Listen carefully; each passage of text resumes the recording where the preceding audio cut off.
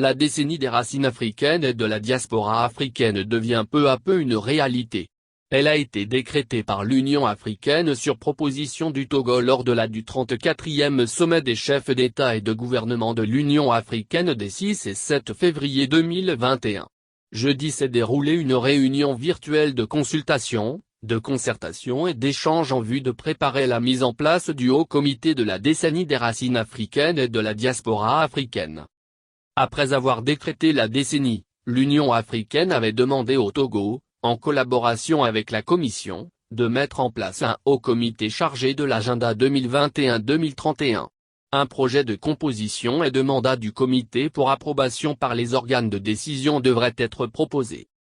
Lors de la réunion virtuelle de jeudi présidée par Prof Robert Duss, les participants ont examiné et validé les documents relatifs aux missions et à la composition du Haut Comité de la décennie et de présenter de riches contributions. Cela devra permettre de concrétiser la mise en place et l'opérationnalisation du Haut Comité chargé de l'agenda 2021-2031 de la décennie des racines africaines et de la diaspora africaine. Une décennie pour mobiliser les diasporas. Selon le ministre togolais des Affaires étrangères, de l'intégration régionale et des Togolais de l'extérieur, le cadre de Lomé offre à la Commission de l'Union africaine, ensemble avec les États, les organisations représentatives des diasporas et des populations de racines africaines, l'opportunité de mener des réflexions. Il est question de mettre en place une véritable politique et des stratégies pour mobiliser les diasporas et les communautés de racines africaines, d'une part, et un plan d'action ambitieux devant permettre de concrétiser les retours et l'implication plus active des diasporas et des afro-descendants dans les processus de développement du continent, d'autre part, a expliqué Robert Duss.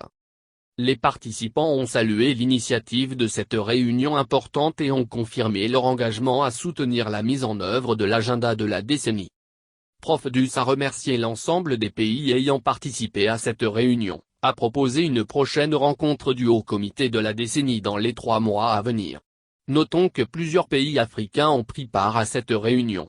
Il s'agit de l'Algérie, de l'Afrique du Sud, de l'Angola, du Cameroun, de la Gambie, du Ghana, de la Guinée équatoriale, du Maroc, de la Namibie, de la Tanzanie, de la Tunisie et du Togo.